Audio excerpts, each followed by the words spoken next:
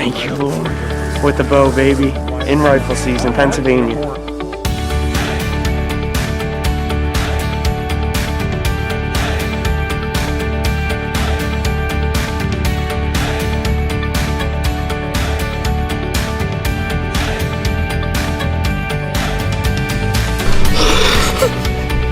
I just got my first eye on the bow.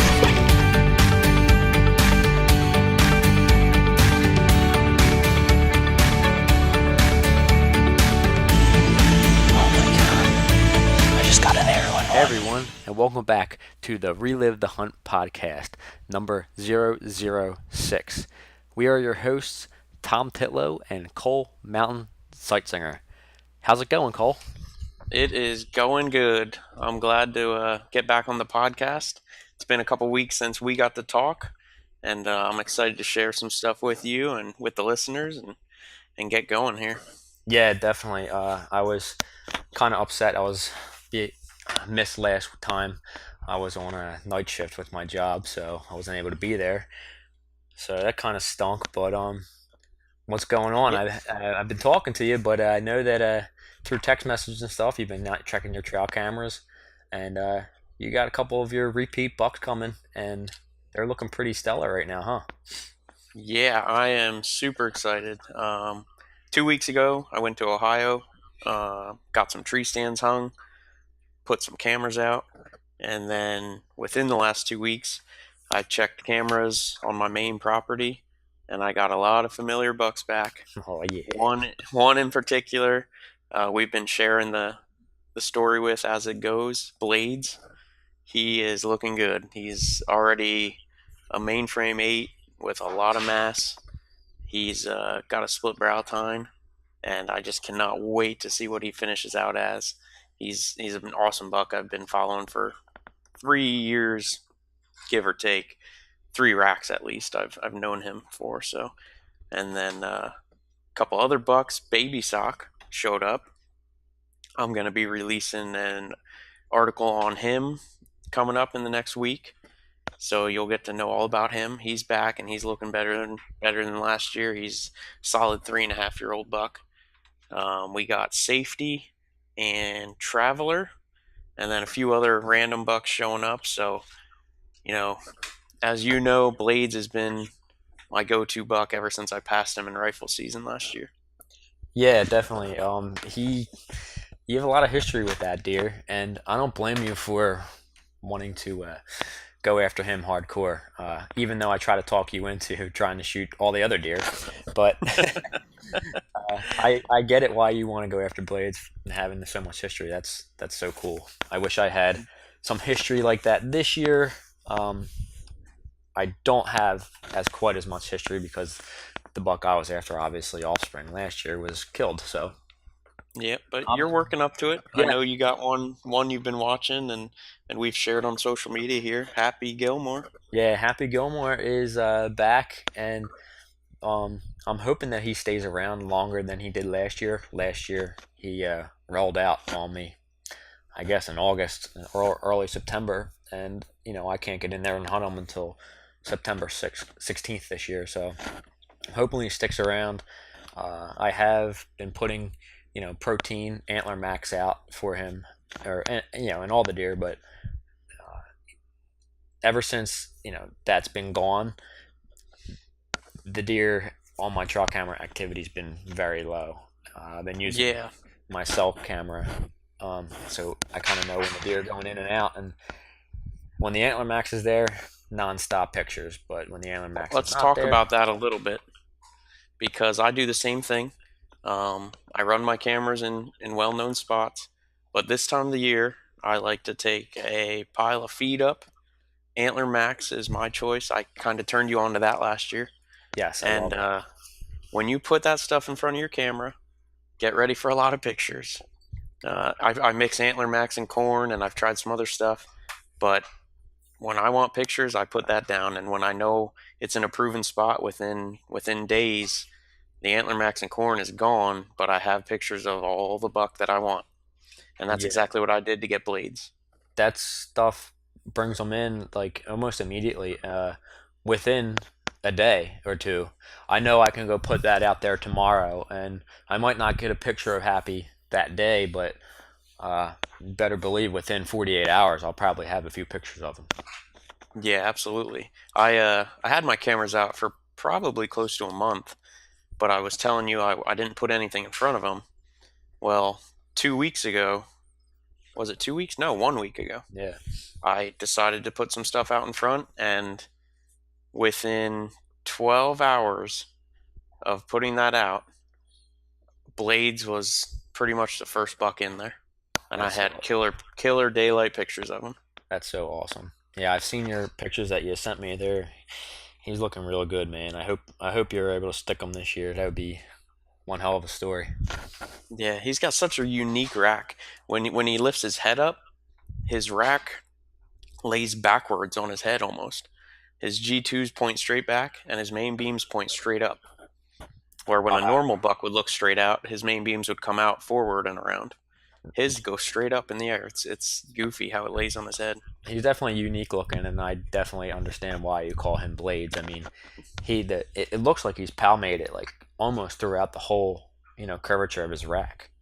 Yeah. Even 2 years ago, when he was just a smaller buck, he had that palmation in his main beam, and I didn't even give him the name until I saw him the next year in Velvet, and I was like, oh yeah, that's that bladed shed I found. Well, then he got the name Blades, and I found another shed to him from last winter, and Blades has definitely stuck. I can't wait.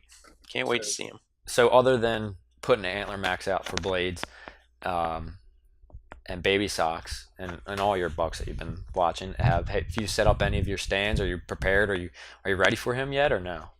I hung one stand this year on that property.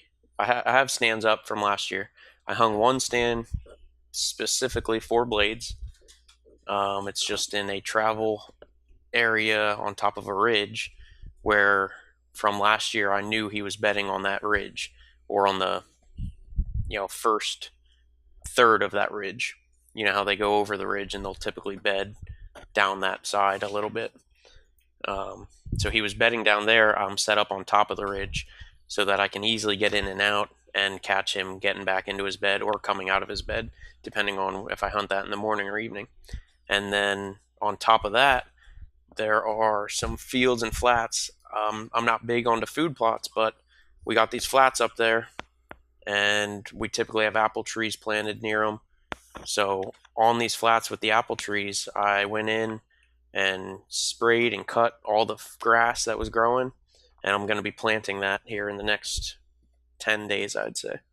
So are you tilling that ground, or are you just throwing seed out there hoping it grows? I am just throwing seed out. I'm going to do a broadcast seeding. I'm going to hope that some of the dead grass acts as a seed bed for them a little bit. I'm going to wait for a heavy rain, and I've had some success trying this before. I can't get big equipment up there. I can get a hand tiller. I could rake it, but I'm going to do this year and see how it goes. And I'm going to broadcast seed right on top of the cut dead grass on a big rain when I know there's rain in the forecast, and I'm just going to see how that goes. I don't think it'll hurt me, so the only thing it can do is benefit me a little bit. What kind of seeds you plan on using? I'm gonna do a blend from Rough Ridge. It's their Big Buck Binge is called, and it's perfect for fall. I talked with Tim from Rough Ridge, and he's kind of guided me on this. He did it last year, the same similar setup, to see how it would produce, and the deer hammered it. He couldn't get it to grow fast enough in the section that he did. The deer were just destroying it, and it was growing good. So that's what I'm going to do, and I took his recommendation, and we'll see how it works out. That's awesome. I know that the Big Buck Binge is like a blend of turnips and stuff like that. Is that correct? Yeah, I believe it's some turnips and maybe some other brassicas in there and stuff. Like I said, I'm not big on food plots. I don't have the farmland or the fields to do them. So clover at my house, and now I'm going to experiment a little bit with this just to see. I hunted near that one flat last year for BFG, and the deer were in there eating acorns. So I figure if I can give them a little bit something extra, if the acorn trees aren't producing as well, or even if they are, just another added thing to try to make it successful there. So it sounds like you have your tree stand set over the Chinese buffet for deer. Pretty much, yeah.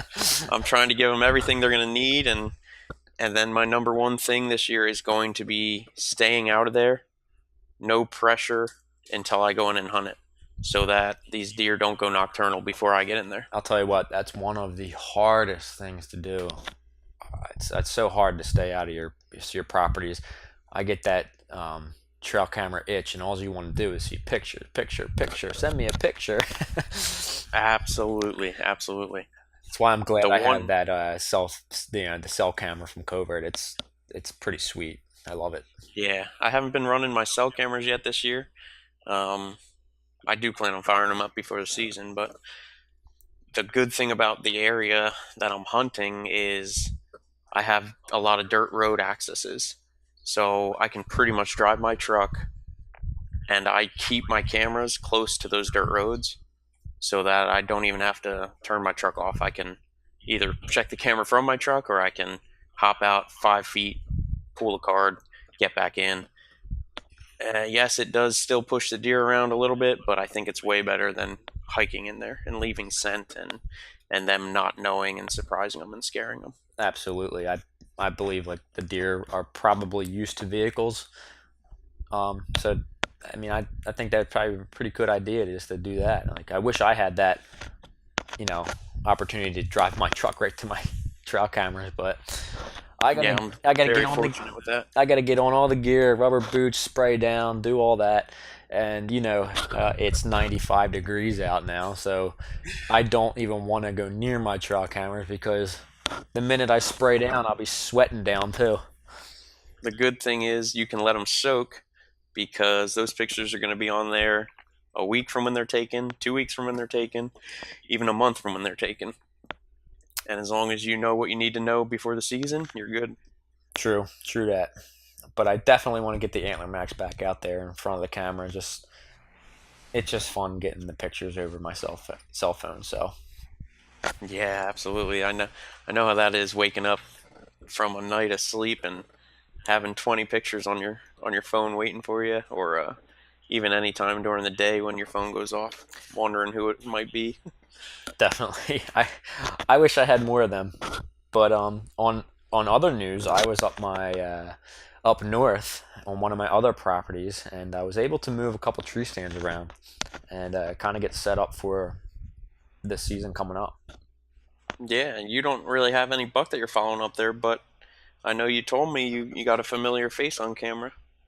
Yes, Cheese Curl. I'm pretty sure it's him. I only had one picture of him, but going off of last year and where I had pictures of him before, same exact area. I'm hoping to get a couple more pictures of him to really identify him. The picture I got of him was in June, and he looks pretty identical from last year. Yep. When I was getting pictures of him in July. Just looks a lot heavier and a lot, it just looks bigger all around. The only thing he doesn't have the cheese curl, but his right side just goes straight up like a giant spike instead of going down in front of his face and curling up like a cheese curl would. Yeah. Does that make him a hit lister this year? I know you passed him last year. I passed him on opening day of rifle season. Got really good footage of him. But, I'm not sure. I really want to see how he develops. I'm hoping to get some more pictures of him. And if I do, that's going to be a call that I make later, down the line. Because I know that... Game time decision. Yeah, the history with him is pretty neat to have. It depends what he develops into. And if he's a solid 3.5-year-old, then, yeah, if he gives me a good opportunity, I may or may not take him. I'm not sure, because... I very well could be after a way nicer buck, that I've been dreaming of. So I just don't know what's happening yet up north this year.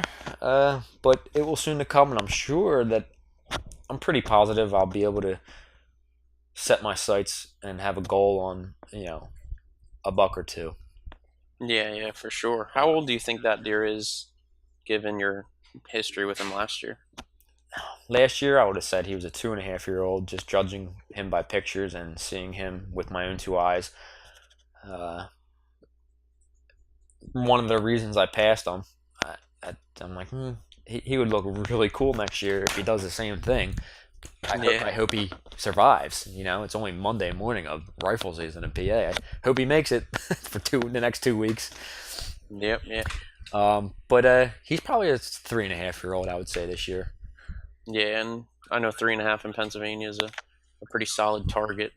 Yeah, I definitely. know. Coming out of last year, I wasn't sure how old Blades was. I swore up and down he was 2.5 last year, along with a couple other buck I was watching, and then I would assume he's 3.5 this year. But now when I look at him this year, those other buck don't look, they don't look like solid 3.5-year-olds. Hmm. They make me question their age. Which, if they're 3.5, and then Blade shows up, he's bigger body. Just, I don't know if it's the mass that he carries on his rack. He kind of makes me think he could be 4.5. So I'm on the fence. He's 3.5 or 4.5, almost guaranteed. It's tough. And It's tough to judge. I just got that QDMA magazine in the mail the other day, and Yep. I was flipping through it, and they have, how old's this deer? How old's this deer? And how old's this deer? And then, you flip the page, and it tells you how old Nice. these deer are, or, everybody's guess from the QDMA. Yep, and it's hard. It is tough, and I gave myself that test today. I was looking at them, and the one buck on there is actually from Pennsylvania, so that was pretty cool. So I was like, man, these are deer I'm seeing. So Yep. I was like, that deer's got to be 4.5 years old, and I flipped the page, and sure enough, that's what everybody said he was. So I was like, sweet. There you go. You nailed I it. was pretty good. So I was happy about that. I'm able to start being better at judging, body size for how old a deer is, which is good. Yeah. I'm always on the fence with it. You know how it was when Parker was around 2 years ago. I was like, man, how old is this deer? And I couldn't figure it out. He ended up being the biggest buck on my property. So I took him, given the chance, and I was, couldn't be happier. I sent his tooth out, came back at 4.5, and my gut told me he was maybe 3.5. Yeah, I remember you texting me and couple of our buddies and kind of asking us, and everybody was all over the place with it. He was a tough one. Yeah, certain pictures he'd look 2.5. And then, I kind of put him at that 3.5-year-old range.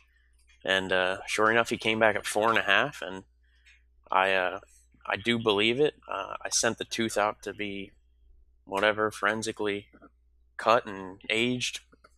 And so he came back 4.5, but I always question them And once they get 2, 3, 4.5. And I was always telling you, just shoot him, and then we'll find out. Yeah. I don't know how it is for you. I know when I'm hunting and I see a buck, if I ever have to doubt whether or not I want to shoot him, chances are I'm not shooting. Right. It's when I get that feeling that I've been hunting for this all year, I go into autopilot mode, and it is bow. What is that deer doing? Where is he going? What is his posture? What's his demeanor? Where is he going to be? And then, I'm in kill mode right away when I get that feeling. So I know, and I'm sure you're the same way. I mean, when you're grabbing for your bow. Yep. I was just telling my dad that today because he keeps telling me, I want to shoot a 4.5-year-old deer this year. I want to really try and, shoot a mature buck. And I said, and I gave him that test too. I said, and he was spot on with it. And I'm like, all right, doing good. I'm like, you're going to know when you see that deer if you're shooting him or not, because, whatever gets your blood boiling in there, it's 100%. That's go time. And I told him, I said, even if it gets your blood boiling and you shoot this deer and it winds up being a 2.5-year-old, but, you're happy as hell, who cares? Yeah, you just gotta remember what made you grab for that bow, that buck fever. what you're doing out there. Yeah. That's what it's all about. I mean, it's awesome. I don't even think we said anything about this, but I am super excited for this podcast. I am too. Because I'm pretty we got a pumped up. guest coming on here. We do have a guest. I'll let you give a little introduction on who we got coming on, because I can't wait to hear the story from this guy's last season and what he does. This is a pretty good story. I heard bits and pieces of it through talking with him previously. So we're going to be welcoming Sam Hogan from Fourth Arrow in Winsent. Sam is a successful Michigan hunter from the highly pressured state of Michigan, I might add. He had a great 2016 season. We're going to dive into that. We're going to get to know Sam a little bit here about what he does for his job, and we're going to have a special surprise for you guys at the end. So we're going to go on and get Sam on the line here. Let's get him, and I know he's from Michigan, and they always say Michigan and Pennsylvania are the same when it comes to hunting whitetails, so I can relate to this, and I'm excited. Hope you guys are too. So here we are. We have Sam Hogan on the line with us. How you doing, Sam? Doing pretty well. How are you guys? We're doing good. Yeah, doing well, Sam. Glad to have you. We're excited to have you today as a guest. So tell us a little about yourself, like your background. What do you do for a living, and what type of work do you do? Well, I work full-time handling the online presence for Fourth Arrow brands. So largely social media, AdWords, kind of advertising. So that's kind of my 9 to 5. Everything outside of that is generally spent learning how to chase some of these public land deer, and kind of trying to figure out how to better my hunting strategies to I guess kind of reflect the people that I deal with on a daily basis. I'm talking to people who constantly are shooting big deer, and I guess that kind of motivates me throughout the workday to listen to podcasts like these and try and figure out how to better my own hunting experiences and my own practices. I 100% hear that. I do the same exact thing. I'm always trying to better myself, and I know Cole's doing the same thing. Cole's gotten me turned on to podcasts and learning new things every day, which is really cool. So yeah, I don't know if you guys work desk jobs at all, but it just opens up so much time for podcasts where you're working, but I probably listen to 1 or 2 a day. Just kind of, that's awesome. I just throw the headphones on and I'm cranking stuff out, but I can take the time to even if it doesn't get my 100% of my attention, I'm picking up pieces here and there that make some mental notes. Say, okay, I'm gonna try and use this a little more this year. Yeah, I do that at work, but a little bit differently. When I'm driving, I drive probably 8 to 16 hours on weekends. Okay. And I'll just pump out podcasts the whole time I'm driving. Oh, that's a great idea. I bet you that keeps you awake. I mean, yeah. Time flies. Yeah. I'm gonna have to start to take that into consideration on some of these longer road trips out of state or something like that. It always seems like you start to nod off, and that would definitely be a good way to kind of stay focused. That's one way to keep your adrenaline pumping. Yeah, exactly. I'll tell you that. I find myself driving to work and listening to these podcasts, learning different tips or scenarios, or doing this or doing that, and next thing you know, I'm at work and I'm all pumped up, jacked up for deer season, and I'm like, oh my god, it's only June still. And then you don't want to get out of the truck. That's what happens. You get there and you're like, oh man, there's only 5 minutes left. I mean, I just gotta sit here. I'll be late. It's not a big deal. That's the worst part. I listen to podcasts all the time, but even when I'm jumping in the shower, I'll throw it in and start listening to a podcast, and I'll literally not want to stop showering because I want to finish the podcast. Well, I have a hard enough time getting out of the shower anyway, so I do not need a podcast to help me run up my water bill.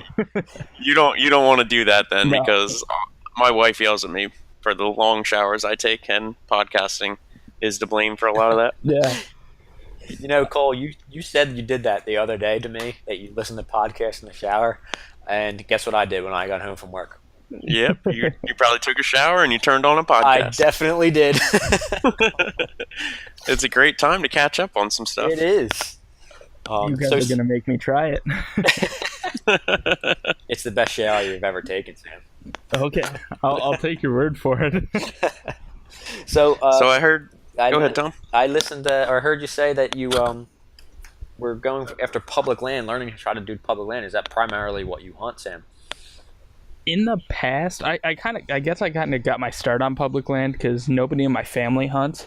So largely, it was me being an absolute idiot and running through this public land. I'm sure I pissed off a lot of people that were actually aware of what they were doing. But I remember I would just walk through the woods and I had this glorified image of still hunting that after multiple failed encounters and to nobody else's surprise but mine, still hunting was not the way to get close to deer. And so I guess I kind of started there. How old were you when you started and when you first went to the woods hunting? When I first went to the woods, I think I was 14. So I was always super into fishing. And I lived in Connecticut. I was born in New Brunswick, Canada. Lived in Connecticut for something like 10 years. Connecticut is not known for hunting. So I remember I'd go to bed with a Cabela's catalog under my pillow, and I'd flip through it, and all I could do was fish at the time because of my age and where I was. But I'd always be fascinated by this hunting thing. So when I was 13, my family moved out to Michigan. And I was still clueless. I mean, I got my first bow. I think it was actually a Target bow. It was a old Dart from like the 80s. And that was my still hunting bow of choice. And running through public land in southeastern Michigan was kind of how I got started. Quickly transitioned to getting to know a couple people, filming for a local production, hunting some private, and Tom was actually killed on private. I hunt private on occasion. It's mainly my weekday hunts are private because it's the only places that are close. Okay. Weekend hunts and out of state hunts, they're all public land. And for me, I found myself becoming more and more content and as a kind of a field edge hunter. And there's nothing wrong with field edge hunting, but I really wanted to explore more of almost like the Dan Infalt style, where I wanted to figure out what drove these deer to do what, where they were bedding, what they were doing. And I guess it's kind of just been a trend, is this public land stuff. So this year, a little bit last year in Wisconsin, this year I'm trying to do it more in Michigan. I'm trying to focus a lot on public land and taking a decent buck from some of these really, really heavily pressured public lands that I'm hunting in Michigan. So how do you feel? I just saw this the other day about Michigan, that they did not pass the antler restriction. How does that make you feel with trying to harvest one of these bigger deer in Michigan on public land? You know, I have a massively unpopular opinion on this, and it's probably because I'm not far removed from when I first got started. But I don't necessarily care what people shoot, and I've been called to help track some of my buddies' siblings or cousins or something out, and they shot a little buck or something. And I mean, some of those memories are one of my favorite recoveries. And I mean, to this day, I think the spike that I shot my first deer ever with a shotgun at 50 yards is probably my favorite deer. Just because of all the work that got put into it. And I know there's a lot of accurate and valid points on both sides of the argument, but I wouldn't have been upset if they were passed, because I have no intention of shooting something smaller than 3 points on one side anyway, which is the kind of standard that was going to be passed or in review. But it's not something that I really want to push on other people. I kind of feel like we all start somewhere, and wherever we're at in our standards or in our hunting kind of, I don't want to say career because that kind of sounds lame, and but hunting career, wherever you're at in that, it's I think you can shoot what you want, and I just try to improve every year, and that's kind of where I stand. Is I just try and bump myself up just a little bit, and I'm sure the majority of people are doing that, but I don't want to alienate people just getting started from a successful experience just because of the antler point restrictions. So sorry, you got me on a little tangent there, but No, absolutely. You make really good points, and I like how you said some of your favorite memories are just going along tracking some of these, younger or first-time hunters or whatever it might be, going along the track job, and those are some of the best memories you make out there, because my first buck I ever shot was a dinky, barely 4-point, 5-point, and I had a lot of my family and friends with tracking, and that's one of my favorite memories hunting, and you should never take that away from any starting hunter or anyone that chooses to harvest or take whatever deer they want, Absolutely. Yeah. That's where that's how I started out. I was shooting at everything that came through the woods: spikes, 2-pointers, 3-pointers, 4-pointers, whatever. And it didn't matter. And for instance, in Pennsylvania, we have the antler restriction, and now I really enjoy it. But like you said, like you make off some good points, you just grow from there, and try to better yourself each year. If you get successful at shooting a spike every single year, then go on to a 4-pointer, or if you start doing that, then then you might want to start adding age or whatever. I mean, it's really valid and really a good way to look at it, in my opinion. yeah, and I have no doubt in my mind that we'd start to see a better, and by better I just mean more larger, or at least 2.5-year-old or better bucks. But I what we just talked about kind of still stands. Just because it's better, does that really mean that I support it? Not really. I just think it's funny because you guys just mentioned it too. You started shooting kind of little deer. That's how most of us get into it. We shoot the dumbest deer in the woods. And and a lot of these guys that are diehard APRs, I mean, you go back in their social media if they haven't deleted it yet, and they all did the same thing. Yep. So it's I don't know, my opinion on it may eventually change, but I think that it's a good move that we at least held off on it and kind of looked at it a little bit more. How do you guys feel about it now that it's been implemented in Pennsylvania? Do you think it's a good thing?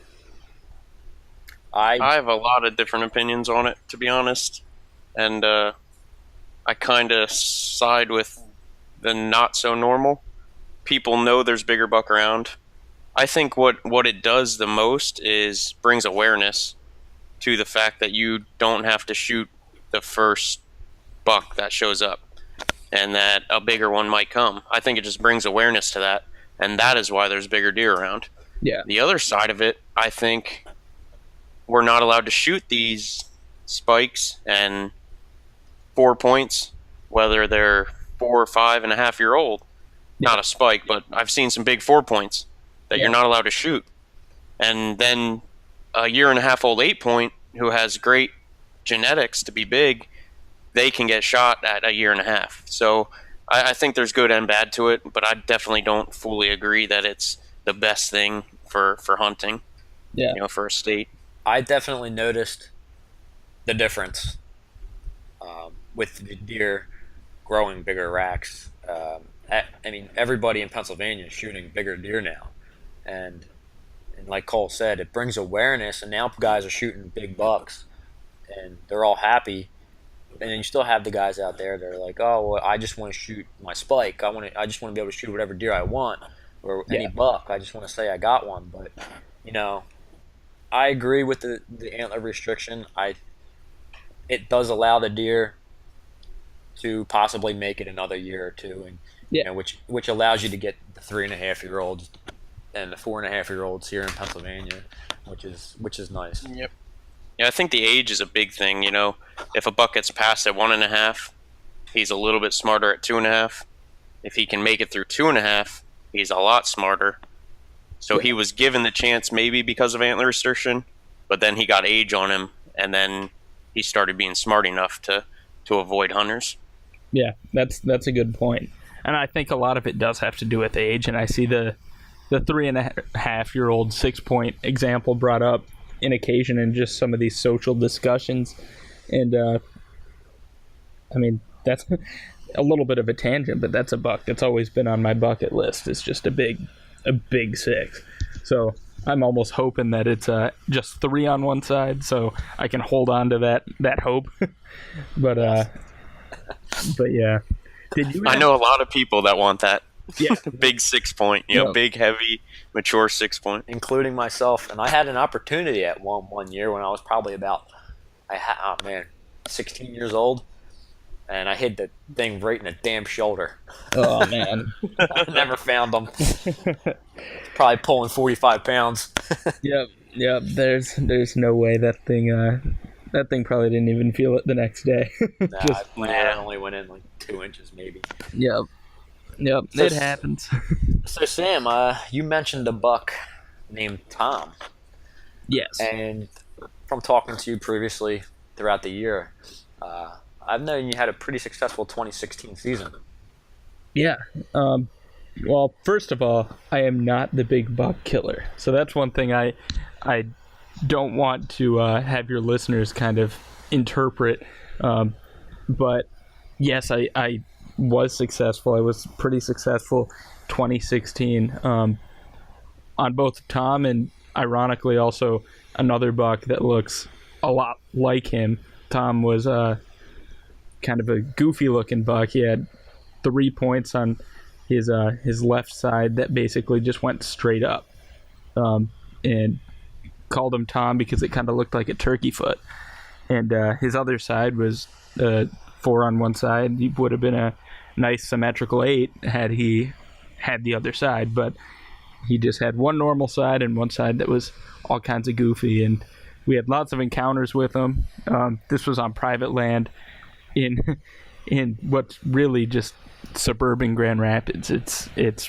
That's where I live, west side of the state, and it's a city. So when you get to hunt these little pockets of woods, a lot of times there's deer, and there's pretty good deer in there too, because they don't get a whole lot of pressure.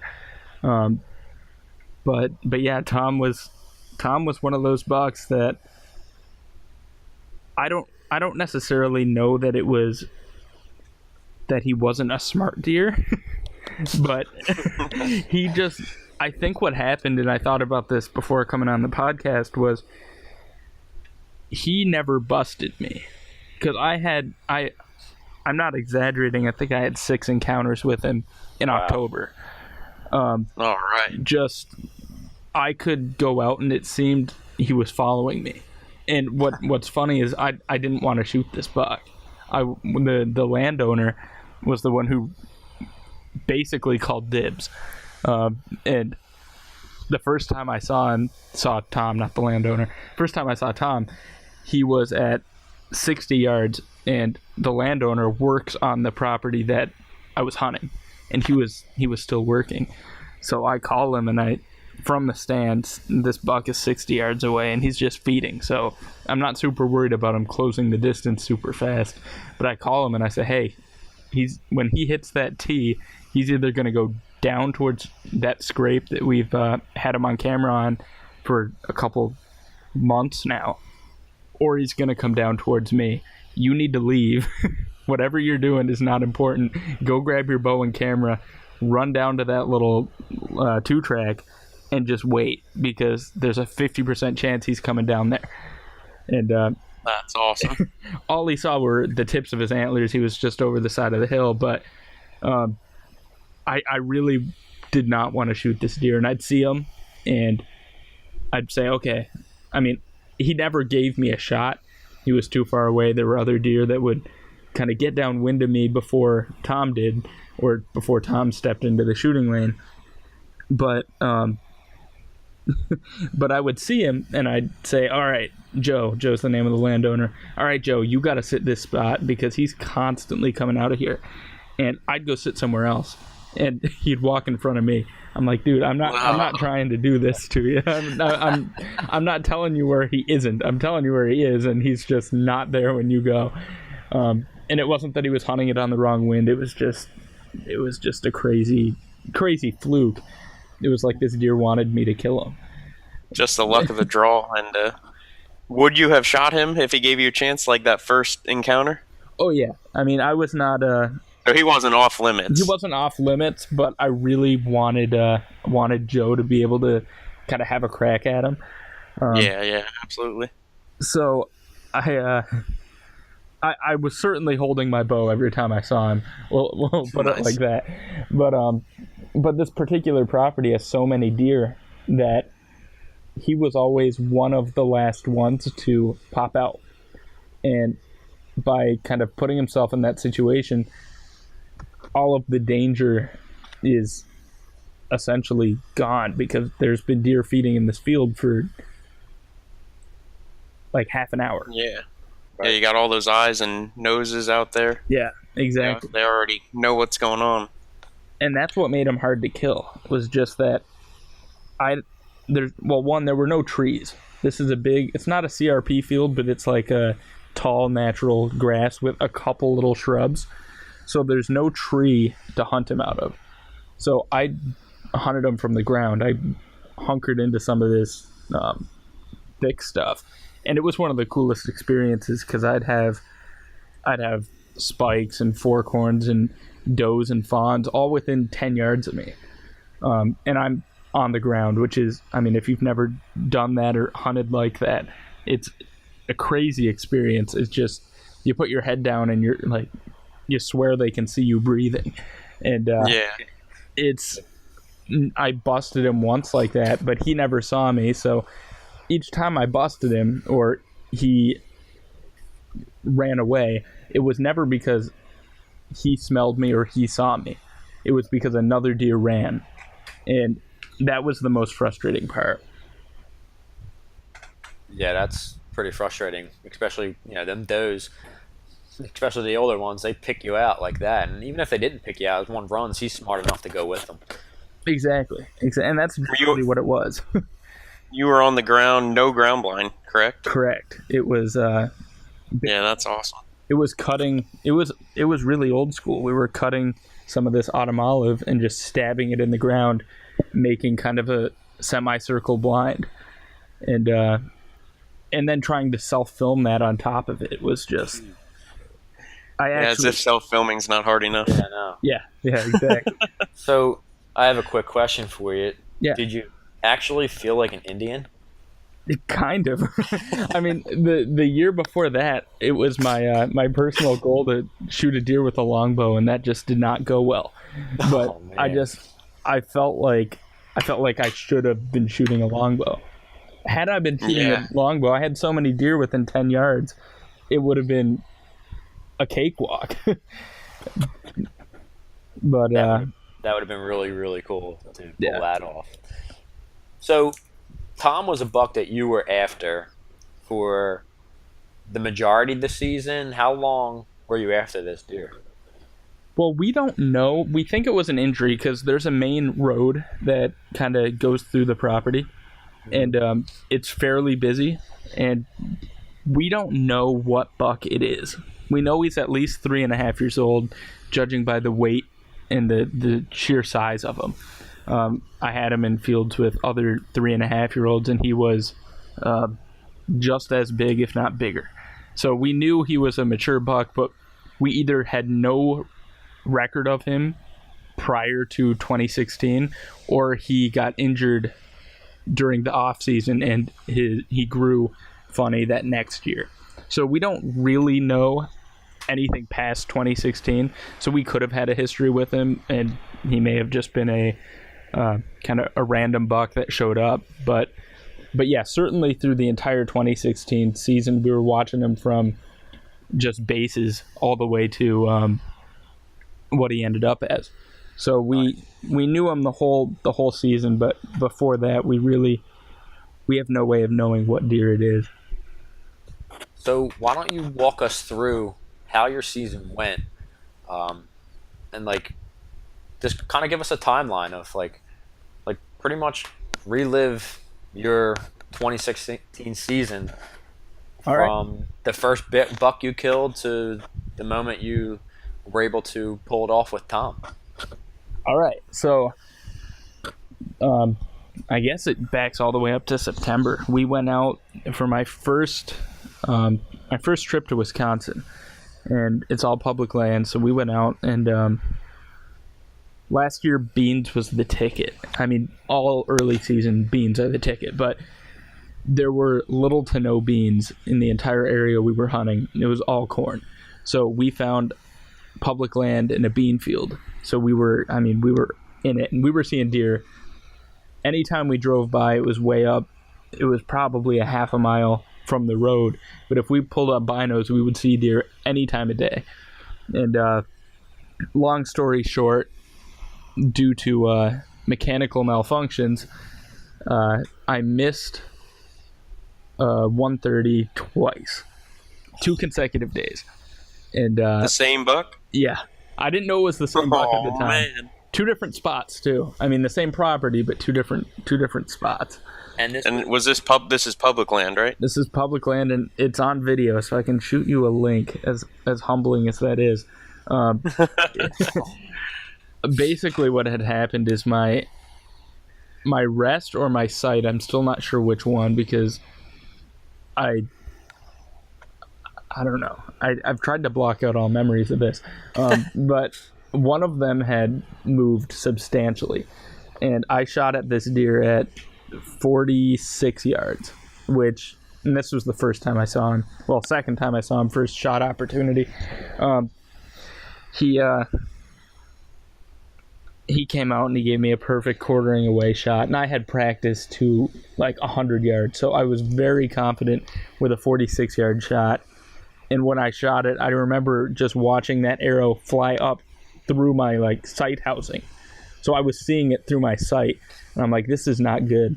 And it went about 3.5, 4 feet over his back. oh my god! And heartbreaker. Yes, and definitely. I had just assumed I had used the wrong pin or something. But the next day before we went out, we set up a target at 20 yards, and I shot twice, and they skimmed the top of this target. And I was aiming at the center. So I was like 11, 12 inches high at 20. So I figured, okay, so combine that at 46, and that kind of makes sense that I shot way over his back. Yeah. So after that, after a lot of mechanical, I think I came back and I backed over that sight with my van and put a new one on there. At least you could rule it out. Exactly. That it wasn't your mistake. Yeah. It was a mechanical failure. You know, that's true, but it really just... I don't know. Could you have caught that mistake? Yeah. Or prevented it? Yeah. So the silver Sharpie trick that I've heard a couple times, where you just draw a line between the part of your sight or the part of your rest that moves and your riser or the rest, the clamp that holds it on, just so that if it moves, you can tell if it moves. I'm not sure if you guys have seen that trick, and I'm probably just butchered. I know what you're talking about. I've never done it, but I know what you're talking about, and I probably will go draw all over my bow with Sharpie now. Yeah. That this idea is fresh in my head. I would strongly recommend that before it's too late. That's a good idea.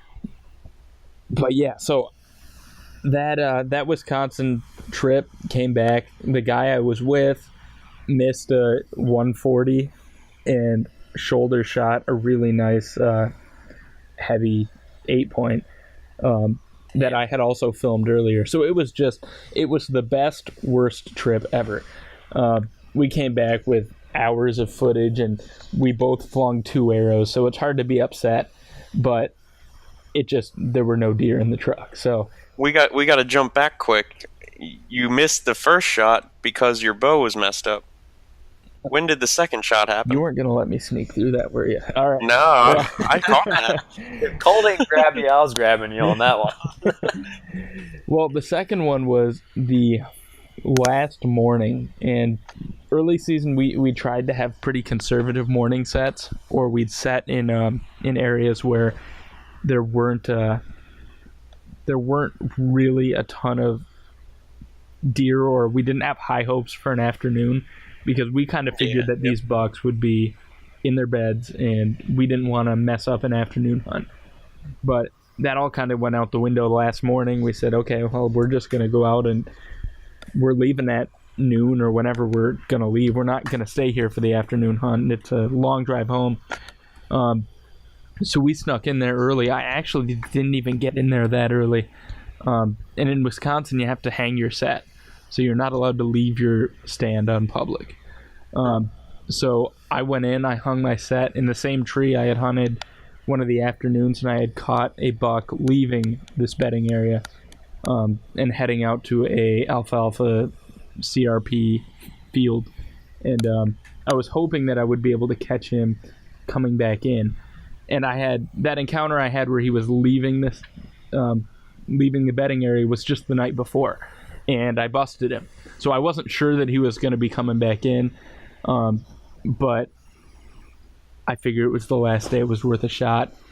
And he comes in on this trail that's originally going to come right to the base of my tree, so it was almost perfect. And just like, I'm not sure if you've heard Dan Infault mention this, but bucks a lot of times, according to Dan, not from personal experience until this hunt, a lot of times they'll come right to the bottom of the hill and go straight up the ridge to their beds, because this is hill country, and the winds are swirling. And I as a Michigan guy, I've never really hunted that type of terrain before. And sure enough, this buck came into 40 yards and then kind of headed straight up this ridge to where he was going to bed. And I had a little opportunity at around 36 yards, and I smoked an oak tree. And I actually didn't even smoke the oak tree. The tail end of the arrow, while it was flexing, hit it and just blew up the arrow. Oh, my gosh. I didn't even have a broadhead in that tree. I think it deflected off a small branch, hit that big tree, and just blew up. You can't trim lanes either.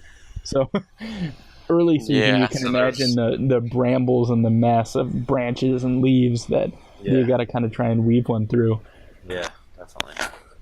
And you said you must have caught this on video, because you said you didn't know it was the same buck. Correct. Yep, they're both on video.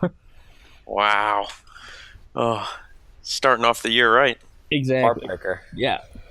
So, needless to say, I went to Wisconsin four times last year, and I passed on a couple 2.5-year-olds, but I never kind of got that opportunity to kind of seal the deal. So my Wisconsin tag went unfilled last year. But kind of fast forward to this calendar. After Wisconsin, we had kind of a week and a half hiatus, which is the strangest feeling ever, because all you want to do is go kill something, especially after the trip we had, and there's no hunting season open in Michigan. So we kind of have this week and a half where you're not really doing a whole lot. Michigan season opens, and I'm filming, I'm out, I'm getting some encounters. At this point, there's not much buck movement besides Tom that's at all consistent. They kind of, as soon as hunting season starts, they know that there's more people in the woods. They know that they're getting pressured, so they kind of go into a lockdown. So while on the ground, I shot a doe, I think the second or first week of season, from the ground at 10 yards, and one of those situations where she just kind of showed up at last light, and I knew Tom wasn't going to show up at that point. So she was walking right towards me, and I said, okay, if she lets me get to full draw, because I'm on the ground, if she lets me get to full draw, I'm going to shoot her. And sure enough, she just watched me go to full draw. And I was like, well, that that concludes that. So I shot her, and it's a debatable shot. A lot of people don't like taking it, but that head-on shot from the ground, not from a tree, because then the shoulders get in the way, but from the ground, I've killed a couple of deer like that, and it's just been a 40-yard track or less, because it just goes through everything. It's the nastiest. I've heard of that shot. That shot is awesome from the ground, and I think some of the first times I've ever saw it was on the Whitetail Adrenaline DVDs. Yeah. Those guys were always taking that shot. I've never shot a deer on the ground outside of a ground blind. That's something I would like to do, but that's got to be a whole different level of adrenaline and excitement pulling that off. Definitely is cool. I shot my first buck on the ground ever with my bow. Yeah, I'm sure Tom can attest to it too. The biggest thing for me is visibility. It's so hard because you're used to a stand where you can see everything that's going on, and all of a sudden you're tucked in and you can't move. I mean, you're facing one direction. That's where you're shooting, and all of a sudden you hear something crack behind you, and there's not a whole lot you can do. I mean, you're surrounded, but you had no idea something was there. I mean, Tom could have ran behind me on half of these nights, and I wouldn't have known.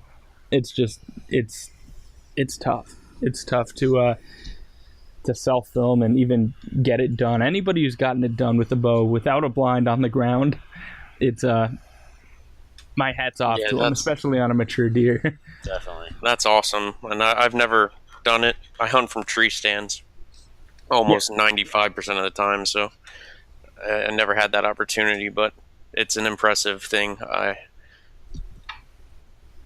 What I kind of discovered through the whole thing is their eyesight really isn't good.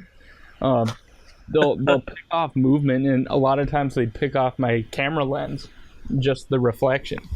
But if you don't move, they will walk right next to you. And I thought that was kind of cool, but yeah. It's almost that's pretty awesome. It's almost like they're trained to look up anymore. Yeah. Yeah, and especially on some proproperties. So maybe that's more than others. We should consider, Cole, just hunting from the ground from now on, like Sam does. I'm gonna highly consider it. I know I'm gonna have to set up a few ground things. My nephews are getting into hunting this year, and I know they want to hunt from the ground. So I'm gonna be, hopefully, I'll be sitting with them a couple times doing that. But I for sure someday want to shoot a mature buck, or anything for that matter, from the ground. Yeah, I'd start with those. That's that's probably a good point. You feel like there's a little less at stake, but I guess I say that. But the reason I was there in the first place was to try and shoot Tom, so I didn't listen to my own advice. At any time after you shot that doe, were you afraid that it would hinder your chances at Tom? Oh, totally. I shot that doe right basically where Tom would have come out, and I know Tom beds less than 150 yards from that. But she basically died within 30 yards and just fell down a hill and in the direction of his bedding. But for some reason, I don't know if it's because it's a subdivision deer and it just smells people all the time, but he didn't skip a beat. He just kept doing what he was doing. I actually had a much larger buck and Tom and a bunch of other deer as well out in the CRP field after that. So I know that it probably didn't have that large of an impact, but yeah, I was certainly concerned. She was probably just all those bucks' annoying ex-girlfriend. They were just happy that you got rid of her. Yeah. Well, okay, this kind of ties into the reason why I kind of wanted Joe to shoot Tom. Joe hadn't shot a buck or a mature deer in like 2 years. He just worked all the time during deer season, so he never even really got out. And first week of the season, he shot the doe that I killed, and that doe just ducked, and that broadhead just skipped off of the top of the rib cage, and because that doe ducked so quick, and that doe lived and was going to be totally fine. So I shot his doe, and then I shot his buck like 2 weeks later, and so it's a wonder that Joe still lets me hunt there. But Yeah. but yeah, I mean that was kind of my freezer filler, and I definitely enjoyed that, especially kind of after the Wisconsin trip. After messing up twice, it was nice to just put one down, fill the freezer, and kind of regain that confidence a little bit. Yeah, Know that you still got it. that's definitely a Exactly. big confidence booster there. Get you back on track and get your mind right back in the zone. So it's good to do that. Well, she was probably one of the does that was busting you when Tom was coming out anyway. Yeah. Yeah, that's what I chalked it up to. But that weekend actually, I went home to my parents on the east side of the state, and they have 10 acres, and nobody had hunted it, and I knew there were deer back there, but I had never really seen a mature buck. So I went back there and I found a little mini scrape line, and I set up, and I got some of the most beautiful footage of this buck making a scrape, and he was a spitting image of Tom if Tom was a year or two younger. He had 4 on one side and just a big spike on the other, and I ended up taking that deer, and that was also kind of the confidence building thing that I feel like I needed. 10-yard shot at a doe. Well, it was less than that. It was like 5 or 6, but I still kind of felt like, okay, I gotta bump up a confidence a little bit more. Wisconsin really wrecked me, so shot that buck all on film. That was a really cool experience because my mom actually got out and helped me recover it, which and my little sister was there too. So it was cool to have it as a family experience. Yeah, that's awesome. Yeah, that is Did great. you know that buck was around too? No, I had no idea. I didn't even have a camera on this property. I just figured I was home for the weekend and I was gonna hunt. Yeah. Okay. Awesome. In hindsight, I wish I didn't shoot him, because as soon as I shot him, I was doing my interview, and there was a much larger buck that popped up on top of the hill, and was just watching me talk. So that was a little frustrating. But there were absolutely no regrets. It was an awesome experience to share with the family, and after that, I headed back, and I had, speaking of filming hunts, I had one of the most typical no-no situations as a self-filmer ever. Got back from the other side of the state, so I'm back on the property that Tom's on, and I'm like, wow, I just shot Tom's little brother 2.5 hours away. I mean, all the cards are in place for this to happen, and I'm heading back out, and I bust him out of the CRP, and I just get to watch him run away. And I'm like, are you kidding? So I immediately start thinking, okay, well, there's no way for him to get back to where he wants to go every night without coming back out of here. So I did the same thing I always do. I went in, I kind of got under a different bush that was a little more wind appropriate, and so the wind wasn't a factor, and I got in there and I crouch in, no deer come out. I'm like, man, this is the strangest thing, because there's always at least some deer, even if it's just a little group of 1.5-year-old bucks.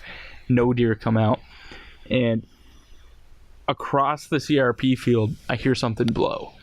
I'm like, deer never come from that way. It doesn't. Why would they be over there? I look over and there's 2 does. I'm like, all right, well, I don't want them sitting here and blowing, and there's about 45 minutes of light before it's like too dark to shoot. And I'm like, I'm just gonna get out of here, because I'm clearly taking these does off, and the last thing I want to have happen is Tom shows up and he picks me off and I'm done and I never see him again. So I start walking away, and as I'm walking away, I see Tom up where those does were on the other side. So somehow he had snuck past me where I couldn't see him to where he kind of feeds, and was just watching where those does were blowing, but I had crawled out of there and he did not know where I was. So instantly I'm like, all right, stock mode, here we go. All this practice on public land when I was 13 is finally going to pay off. So I got my tripod and my camera, and I turn them on, and I stalk down this basically a little tiny ravine, and I pop up, and these does are still blowing. They don't know where I am, but they're still blowing. And I stalk up this little ravine, and I pop out, and he's at like 35, 40 yards. And Nice. I turn the camera on, and it turns on for a second and then dies. And I've got my bow. I'm ready. He's broadside. He's not looking at me. He's looking where the does last saw me, like 80 yards away. And I'm fumbling with this. I'm searching my pockets, and I don't have an extra battery. So, rule number 1, self-filming. You're an idiot if you go into the woods with no extra battery. And that is exactly what I did. And it cost me a shot opportunity at Tom. I didn't even take the shot. I was almost too upset at myself to take the shot. I was like, no, if you're not smart enough to pack an extra battery, you don't get to shoot this buck. And Yeah. So is it all or nothing with filming? yeah, Like you wanted to get the shot on film, or you weren't shooting? Yeah, that's kind of where I was at, especially because it was compiled with the fact that I wanted Joe to still shoot this buck. So Yeah, true. it was one of those situations where, okay, I can shoot him and I will shoot him if I have the opportunity, but if it's not all perfect, I don't want to. So I really kind of I snuck out of the woods a little upset, and that was that. It still surprises me now that I'm saying it out loud that I walked away. I literally walked away from a buck because I couldn't get it on film, and it doesn't sound right because it's my first big buck. I mean, the first buck that I'd say is over 3.5 years old, or 3.5 or older, and I walked away from it because I couldn't get it on film. So Yeah. that seems a little odd to me, but that's what I did. And it ended up paying off, but I had no way of knowing that then. I think, and this all happened, so the time that I shot that 4-point on one side and a spike on the other, back in the other side of the state, was only a week before I shot Tom. So that encounter was in between those two times. So I think it was a Thursday. Sam, what type of year? What year? I'm not sorry. Year. Month are we talking here? This is the last week of October. Okay, so things are starting to heat up for the rut wise. Yep, I shot that. Were you concerned of maybe Tom leaving the property during the rut? I really wasn't, just because if you knew where I was hunting, there's no place for him to go. Okay. He's kind of surrounded by a large swamp, and a couple little fields, but the rest of it is like a subdivision. So yeah, I guess I was kind of concerned that I was more concerned that he'd be hit by a car chasing a doe and being ridiculous than I was of him going to somebody else's property. Okay. And I knew that if I had pressured him this much and he hadn't left or hadn't gone like and completely shut down, that he must not have other options. Yeah, seriously. So I shot that first buck, the smaller of the two, making a scrape. So the pre-rut was definitely starting to kind of kick into gear, but Tom showed no signs of it. I mean, he wasn't chasing. Every time I saw him, he was doing the exact same thing I would have expected him to do October 1. And I mean, I shot him while he was doing that same thing, but so it seemed some of the younger bucks were starting to get antsy and chase and scrape and do a lot of rubbing and run some does around, but the big bucks weren't really involved yet. So I think it was it was a Friday. It was one of the Fridays. I had literally just left work, and work during hunting season is not that we get to hunt all the time. And I actually did an interview explaining this, and I was livid. I ended up getting caught in a couple different phone calls, left work late, and you can hear me while I'm driving. I'm talking to the camera, and I've got to be hitting like 6,000 RPMs. I was going, and there was traffic, and I was like, I got to get to this stand. The wind is perfect. It's a little bit of a cold front. I knew it wasn't like a huge cold front, but it was enough that at that time of year, I was thinking it was going to make a big difference. So I get in this stand over this food plot, and it's not where we've been seeing Tom. And Tom actually kind of walks a ridge up behind, still shootable from that stand, but that stand was put there for the food plot. So I'm sitting there looking over this food plot, hoping that Tom or one of the other decent deer that we had on camera kind of pop out. And I'm literally wearing a button down and jeans with like scent lock over it. Not that I think scent lock is going to do the slightest bit of good with my dress shirt and jeans on. I don't remember. I may have still been wearing dress shoes, because I literally slammed that car into park, threw on my layers, grabbed my backpack and my bow, and I'm running. Every time I get in there, I'm running. And That is awesome. it's only about something like 200 yards. It's not that far of a run from, 250, 300 from where I park to get there. So if I'm there, I mean, I might as well sit it. I mean, I'm not going to bust deer getting out of that stand, generally speaking. And it's just a really good last minute stand. And I get in there and get all set up, and I hear a grunt, or what I think was a grunt, but it was windy and you couldn't really tell. And I'm looking down in this food plot, kind of expecting him to pop out. And I look back up, and I have one shooting lane up on top of this ridge, and I see him walk into it. And this lane is only about 10 feet wide, which doesn't sound like it's a small shooting lane, but when you have your bow and everything facing the other way and your camera facing the other way, that's not that much time to whip that camera arm around, focus, press record, draw, stop them, and shoot. So naturally, I didn't focus. So the footage of this buck getting shot is not ideal.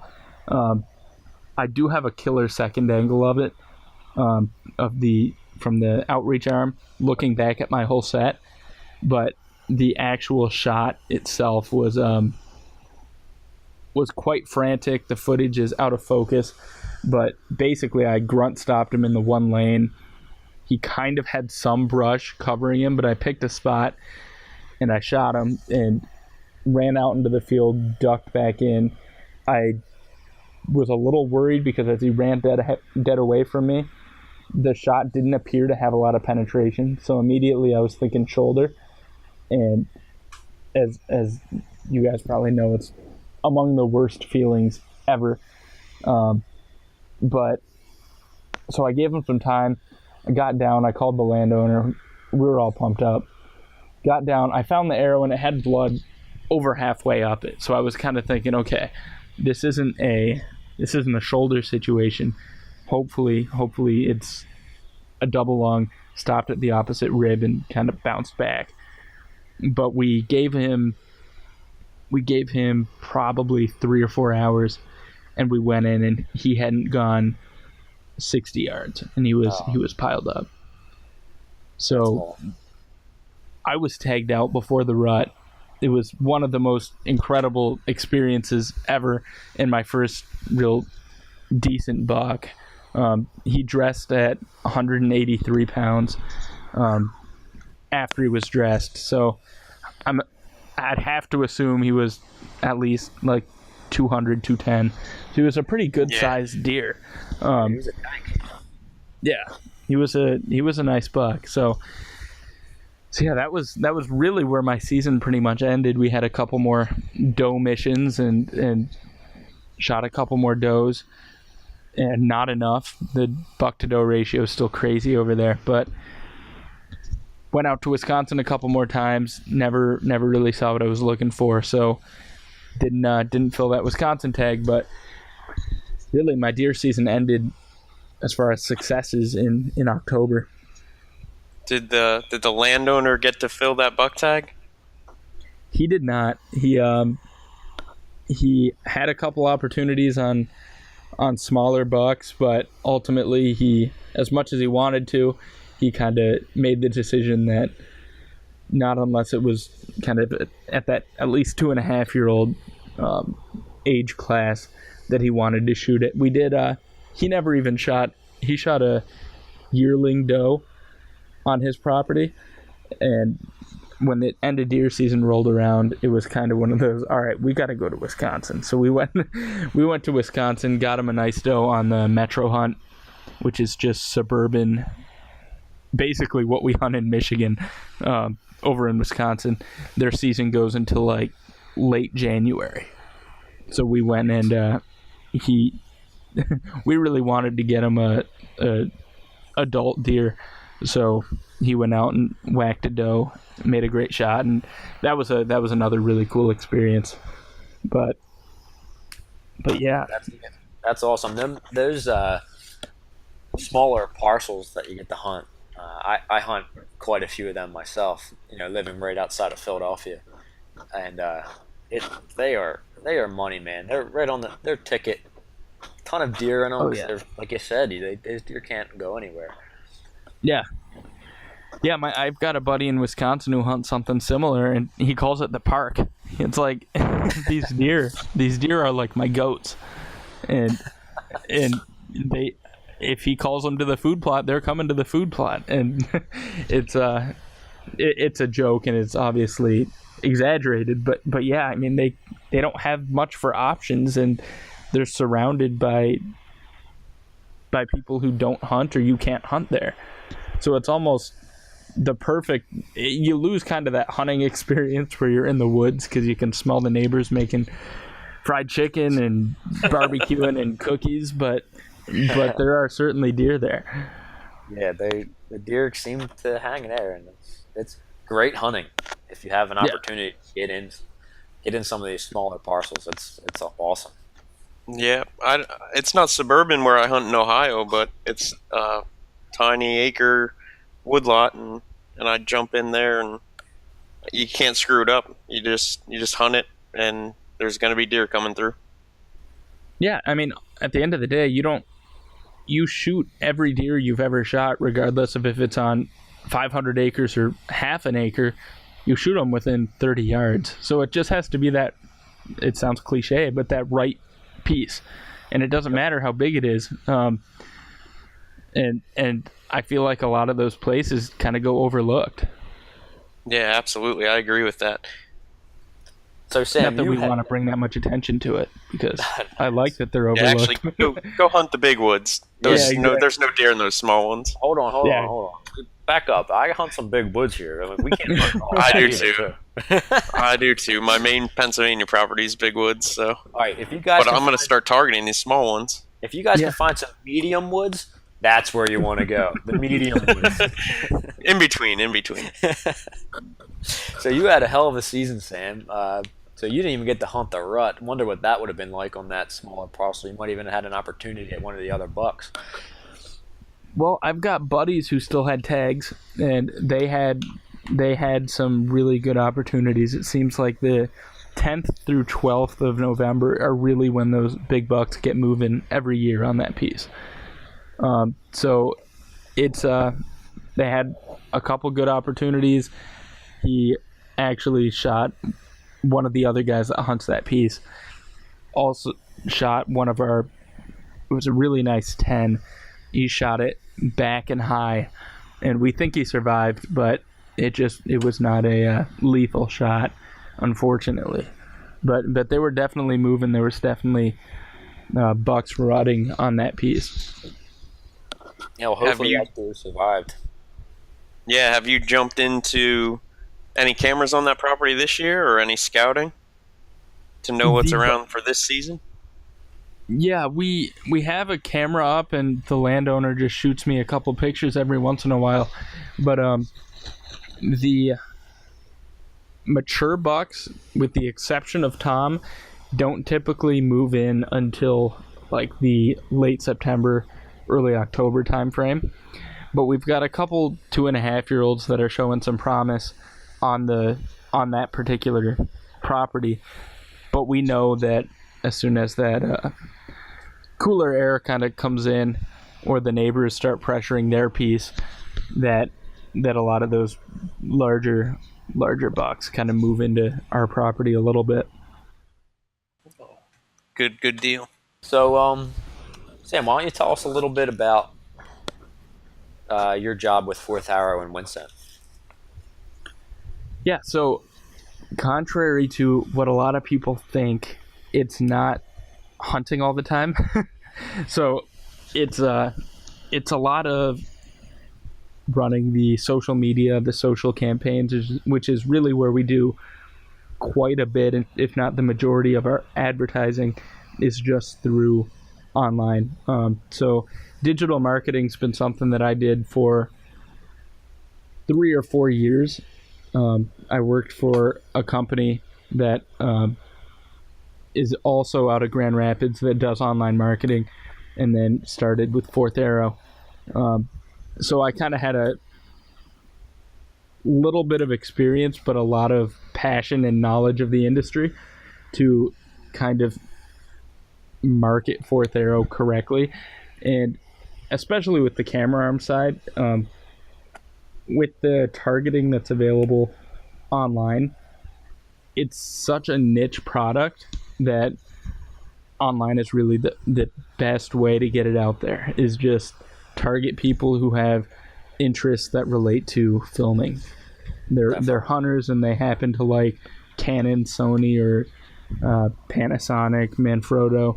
I mean, it's a pretty easy audience to identify. So I'm kind of in charge of that, and obviously I get some perks as far as getting to test some of the equipment and getting out, and I have a little bit of a reputation of breaking things. So when things are in their final stage, they'll give them to Sam to see if he can't bust it open or something. Durability testing. Exactly. So that's kind of where I'm the last step on that R&D chain, making sure that it holds up to some Sam abuse. But it's a blast. It's a lot of fun to get out, and not a whole lot of people can say that they work full time in the industry. So that's something I don't take for granted. I think it's it's not a once in a lifetime opportunity, but it's certainly not common either. And I'm trying to make the most out of it. It's amazing the people you meet. I mean, like you guys, people you encounter and you kind of develop a relationship with. It's a lot of fun. You can learn a lot. You can glean a lot of knowledge from these guys. That's awesome. I wish I could get a little bit more involved with all that stuff and talk to a lot more people. That's one of the reasons why Cole and I, want to start this podcast, to kind of get out there and talk with everybody and see the different points of views and tactics and see how guys go about things throughout, Pennsylvania, Michigan, wherever, the United States, see how it goes. So we have a surprise for all of our listeners. Oh boy. Tonight. We do. Yes, we do. So we're going to be doing a giveaway courtesy of Fourth Hour and Winsent. Oh, right. I knew about this surprise. Yes, you did. You're in on the surprise, Sam. You're in on the surprise. Surprise! You surprised me with the surprise. Yeah. So why don't you tell our listeners, Sam, a little bit about the grenade from Winsent? Yeah. All right. So the grenade is, especially if you hunt any hill country, it really is a lifesaver. It's vapor wind detection. So it's a little grenade, and you kind of give it a slow squeeze, and as you squeeze it, it emits this vapor. What that vapor allows you to do is kind of see the wind direction. More importantly, in my mind, is thermals. That grenade gave me it was worth its weight in gold in Wisconsin. It's just because of the thermals in the hill country. I was not at all used to it. And you it's on a nice lanyard. You wear it around your neck. When the wind feels like it changes or the sun goes down, you can feel those thermals kind of kick in. You just give that thing a little squeeze, and that vapor will tell you exactly where it's going. So it's a really convenient, really useful product for kind of checking that wind, checking that air, and it comes in different scents too. So the one that we're giving away is a doe and estrus one. So on top of kind of checking that wind, you can also kind of use it as a little bit of scent dispersal and as a kind of cover scent. Yeah, absolutely. Yeah, The technology in those things is simple, but it's new to the hunting industry, I'd say. Correct. And the Winsent is, I can't wait to start using it this year. I know I hunt hill country, so those thermals are key, and it's a great tool. I'm excited that we're going to be giving it away to one of the listeners. There will be some rules that you got to follow to get entered, and we'll be sure to post those up, and just make sure you listen to the podcast, as you never know, you might win it. Yeah, and I'll be sure to post this up as well, and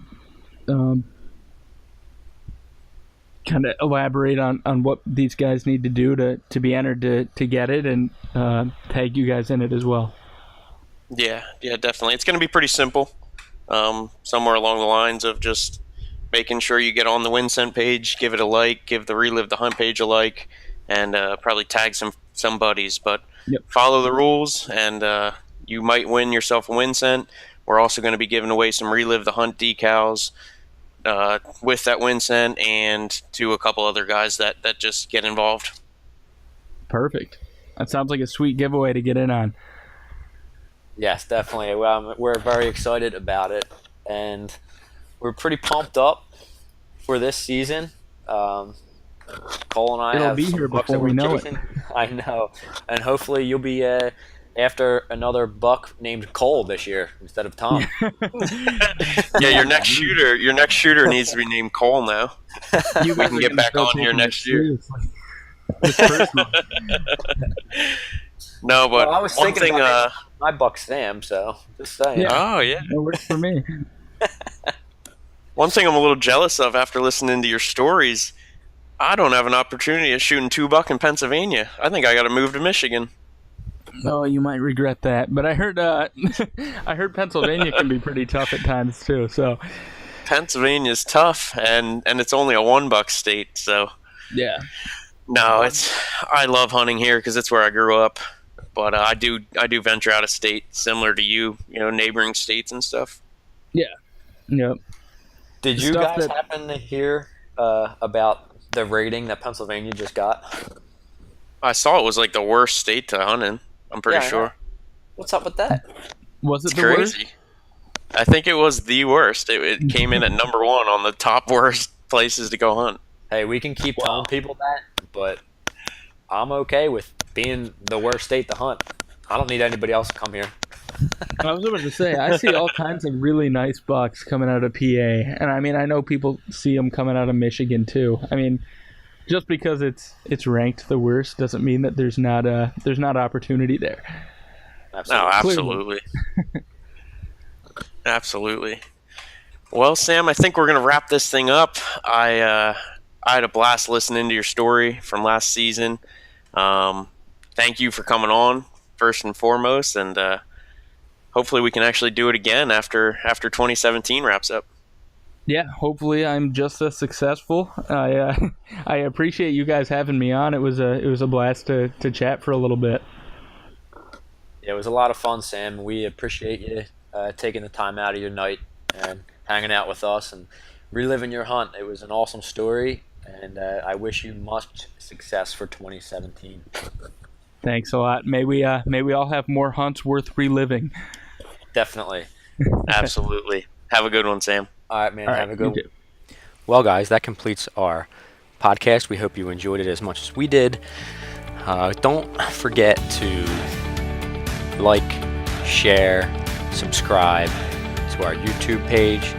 Don't forget about this awesome giveaway that Fourth Arrow and Winston are generous enough to give you guys the opportunity to get a grenade to use this hunting season.